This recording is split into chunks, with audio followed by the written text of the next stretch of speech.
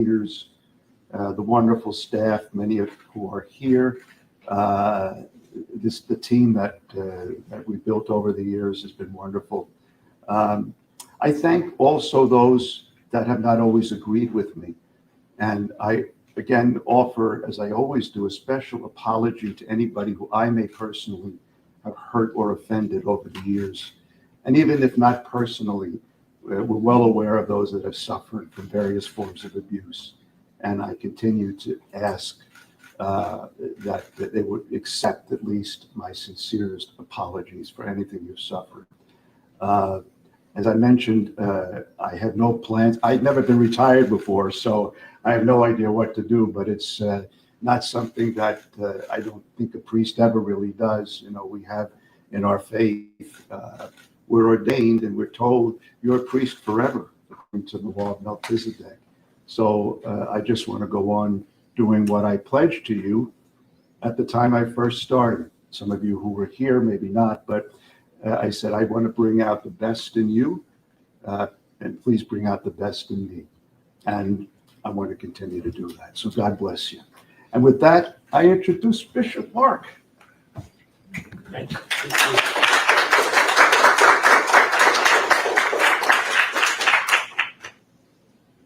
This is great. Peace be with you. Thank you. Love to be with you here in Albany.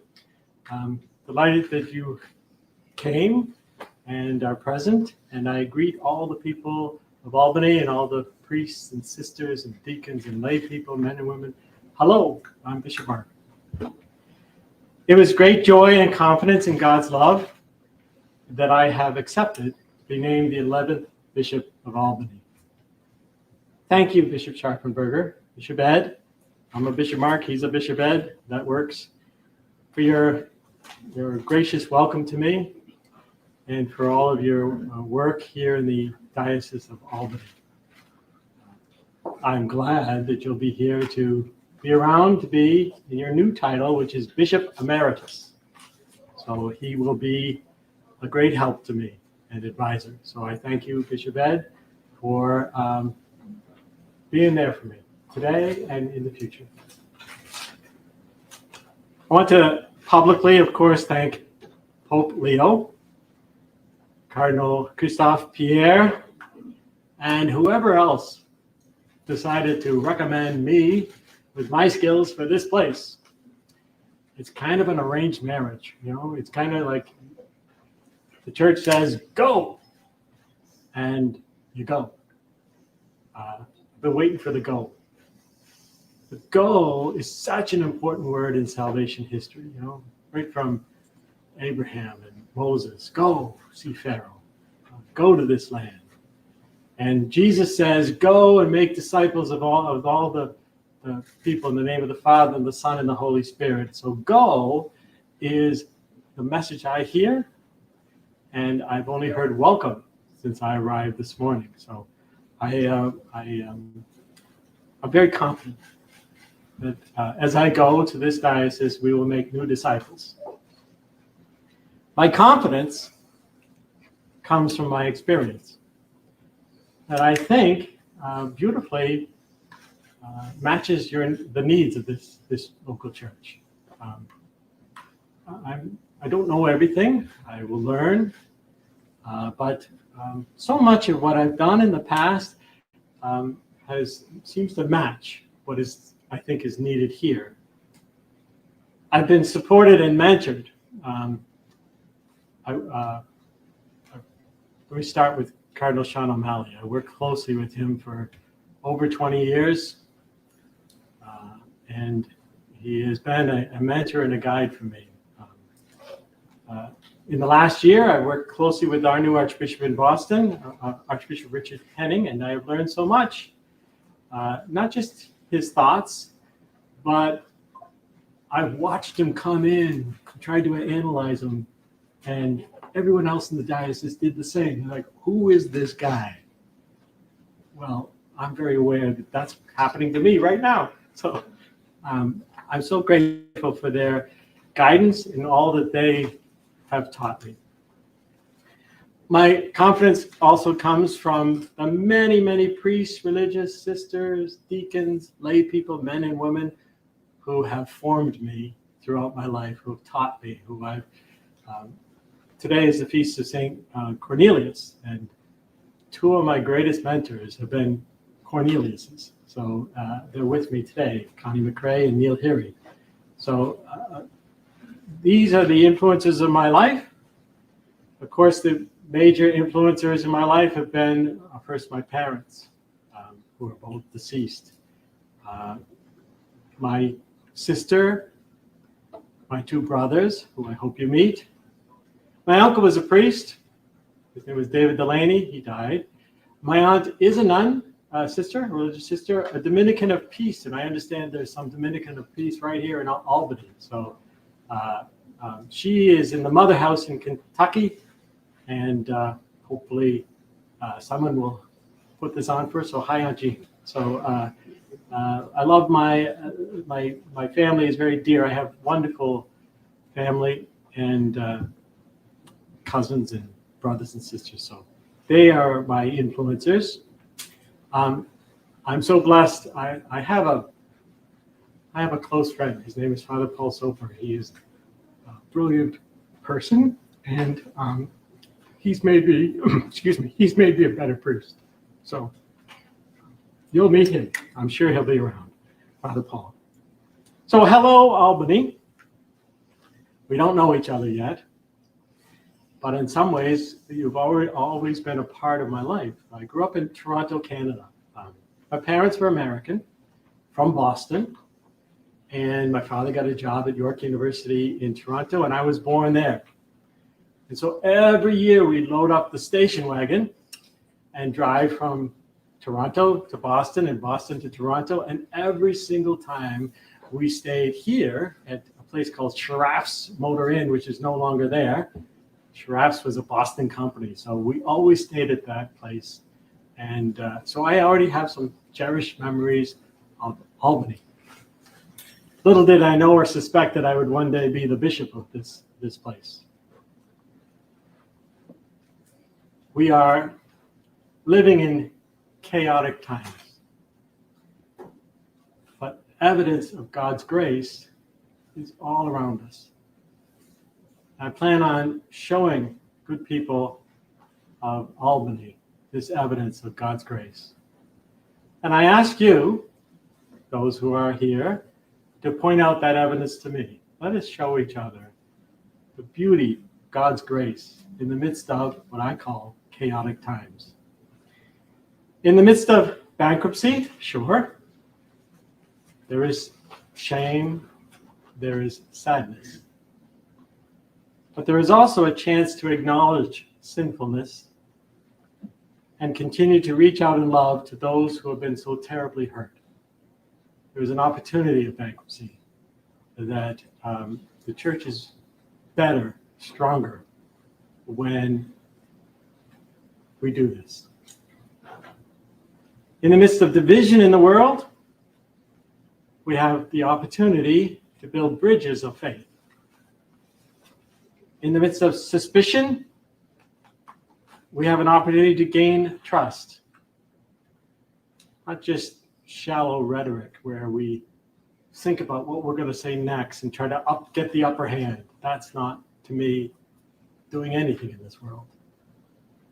But rather, what Pope Francis taught us with synodality, what Pope Leo is continuing to teach us with synodality, is Pope Leo continues to gain the trust that comes from people truly being heard, being listened to, being valued.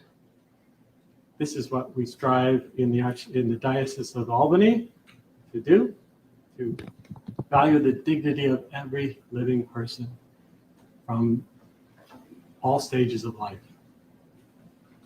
This is a hint of whom I pray I will bring here with me. I'm giving you my heart.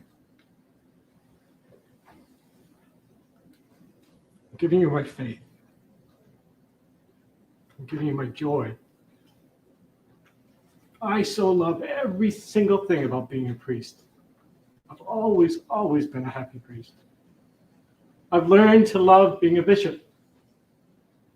And I pledge here today to learn and to love the people of Albany. Thank you.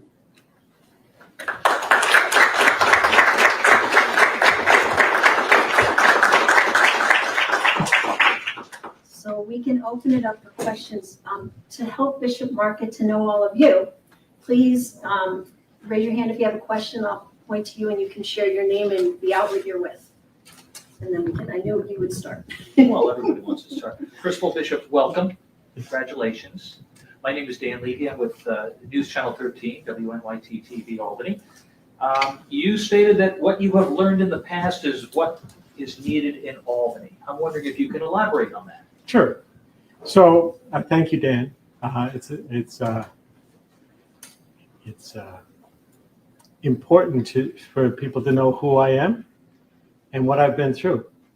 So I have a doctorate in canon law. I was sent by the Archdiocese of Boston to Rome to study canon law, and I was fortunate enough to have a doctorate.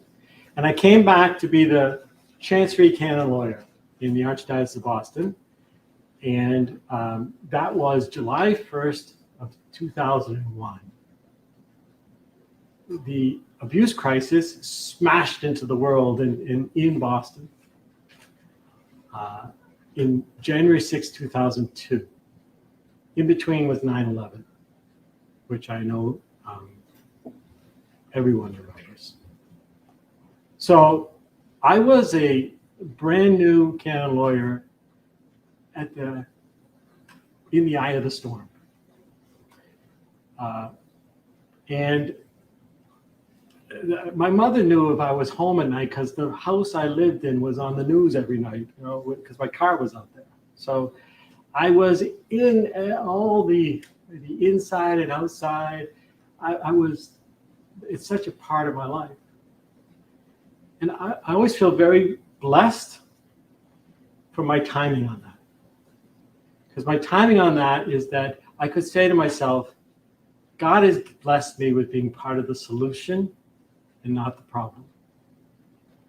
So over the 20 years or so since then, I was first the canon lawyer. Now I was, in Boston, we did not have the benefit of the norms that the bishops eventually promulgated, which allowed us to prosecute the cases.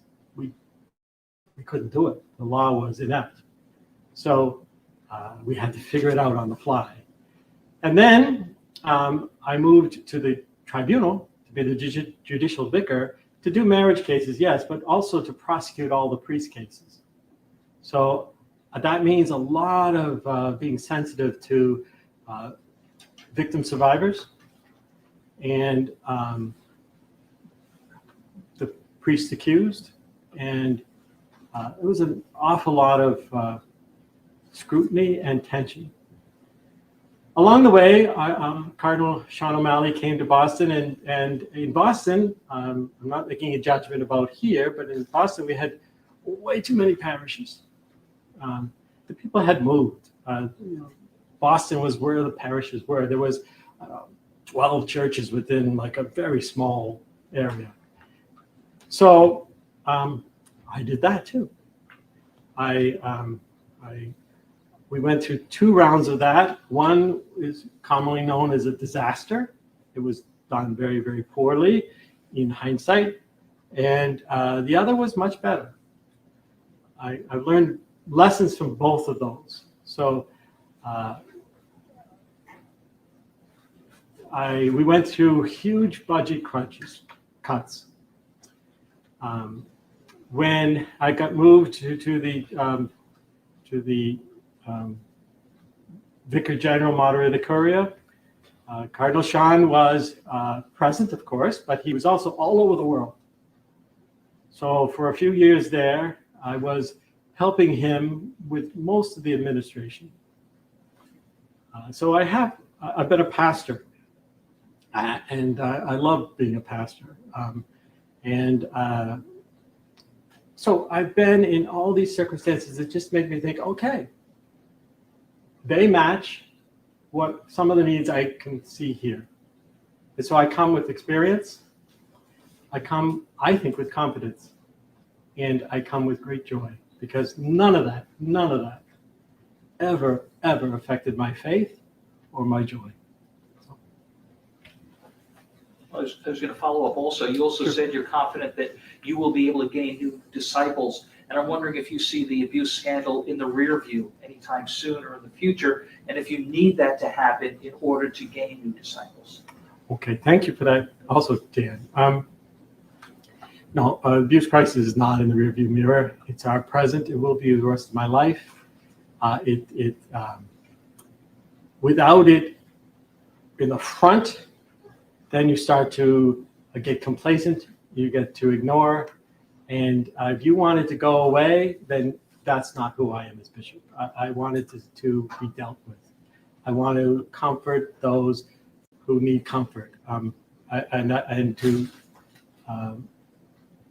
continue what I've done for many years, which is to meet with the victim survivors and to hear their stories, cry with them, be with them. It's not going away, and it would be a sin to want it to go away, because it is present. So that's how I look at that one, Dan. Amber. Hi, Bishop. My name is Amber. I'm with News Channel 10.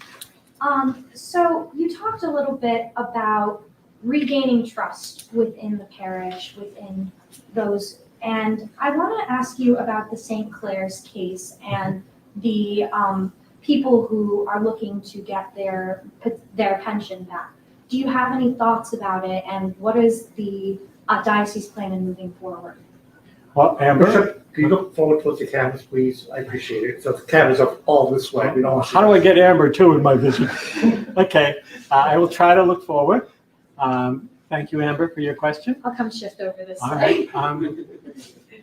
So it is an important question, a good question, and we will have future to talk about St. Clair's. But Amber, I have to learn about it first. I have to hear people first. I can't answer honestly without knowing the intricacies of it. I know it exists. I know it's important. I value your opinion, Amber, that that's the first thing.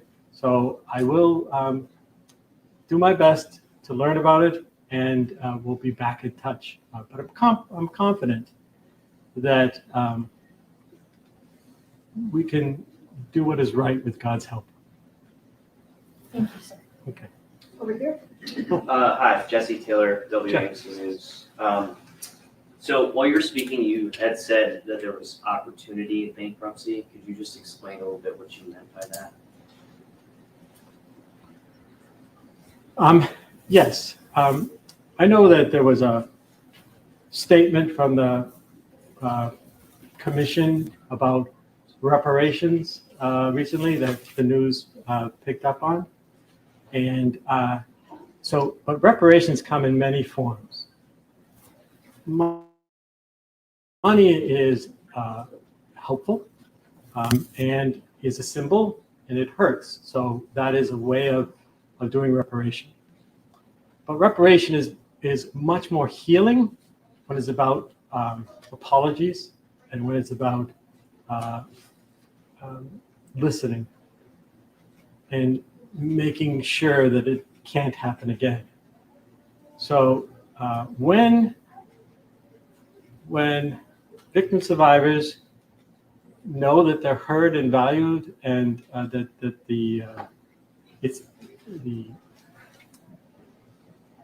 that I am sincere, that's when trust is built,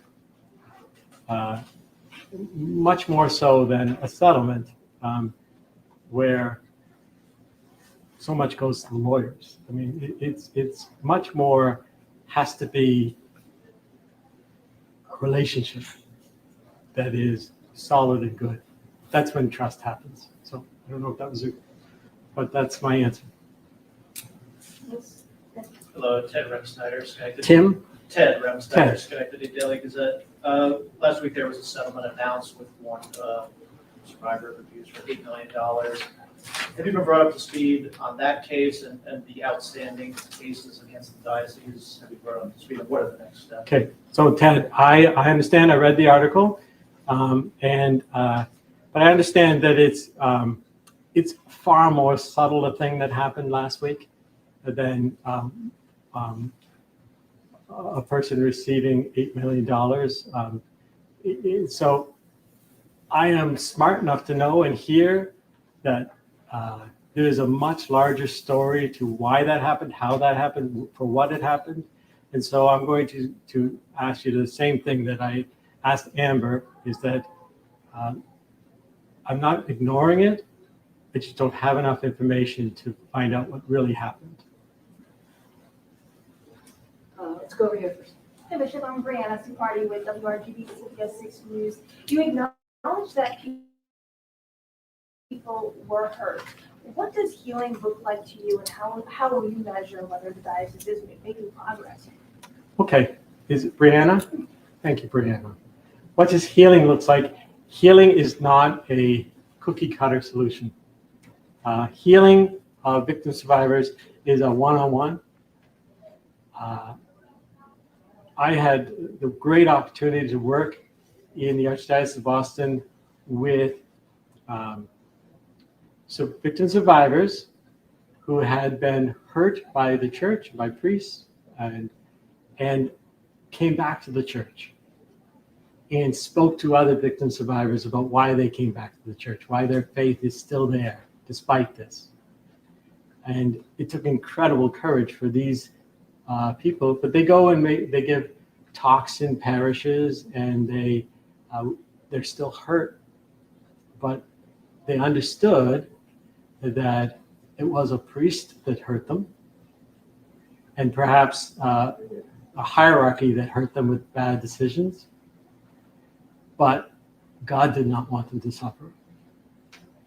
I know that's a very hard place to get to. In fact, I know that there's an incredibly high suicide percentage. So I know that not everyone can get there, but regaining trust is to remind them of God's glory, God's love for them, and let God do the work. So that's the best I can do with that, Brianna.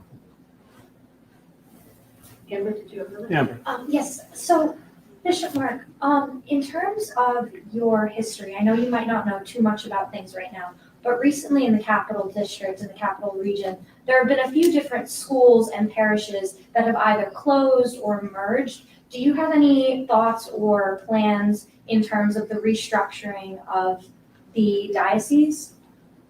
Yes, thank you, Amber. Well, first of all, I thank Bishop Scharfenberger for getting people talking. He has initiated a program that has people self-reflect on their own parish. And although I will pause that program until I know more about the Diocese of Albany, I know what works is that a parish that is hurting needs to be looked at more than a statistic, and they need to contemplate their future with themselves and then present that future. So sometimes what happens is a parish comes and they look around and they say, okay, how is the diocese going to solve this problem? And then we say, okay, or we might have said, okay, well, there is no solution. So I want to empower parishes, entities to look around and give a plan for how they visualize how they're going to solve what's there. So that takes time, but very importantly, Bishop Scharfenberger has already got them thinking, but I will focus their thinking, and we'll see what happens. Once again, my experience in this is vast, but my conclusion is there's the good, the bad, and the ugly. And there's the good is so wonderful when a parish says, okay, our mission is ended, or we are beginning a new mission. The ugly I want to avoid, and the bad is inevitable. But so as we go forward as a Diocese of Albany, I want to fill those churches, and but I also want to be realistic of what's going to happen. Yes. Steve? Bishop Steve Hughes from the Times Union. Steve. You spoke about your experience in handling of these abuse cases. Yes. I was wondering if you could give me your thoughts on this. In the settlement last week, the diocese put out a statement saying that the diocese agreed to the settlement out of sensitivity for the impact a trial could have on the survivor and their family. As you mentioned, healing is a process. But if a diocese knows that a trial is coming for months, why would the diocese extend that potential settlement that they need to move forward on their healing journey? Steve, it sounds to me like a very specific question. Like there were specific things here that are the factors there, and I don't know them. So I promise you, Steve, that I will find out, and we will work together. But I don't know those factors of why this. Perhaps I did not word it correctly. I was looking to you to speak in your general experience, because I'm sure this is not an isolated way that these matters have been handled. Yes. So in the Archdiocese of Boston, we've had many settlements and many processes, and they're all different. They're also in Massachusetts, our diocese is a corporation sole, and which means it's not separately incorporated like it is here. That means I don't even know the lawyer terms yet. So I have to meet with the people here who are experts, people experts on bankruptcy. And you know what I'm more an expert on, besides that, is the recovery, right? At the end of bankruptcy, you're left with like less. Well, we were left with a lot less in the Archdiocese of Boston. And I have worked very, very closely with Cardinal Sean and the diocese in the recovery. So here, we were going to live through some difficult times, it sounds like. In the Archdiocese of Boston, we may still live through more difficult times.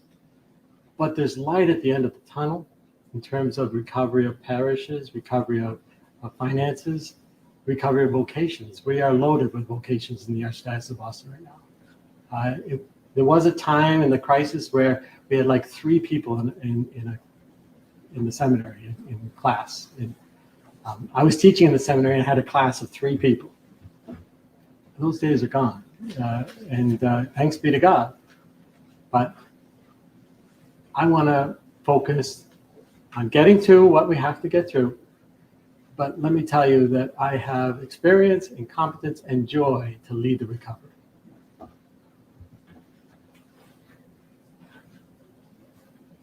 Okay. Anybody else? Very good. Well, thank you for coming. I so want to get to know you more, and Kathy's my window to that going forward. So I'm happy to meet with you. Peace to you. Thank you.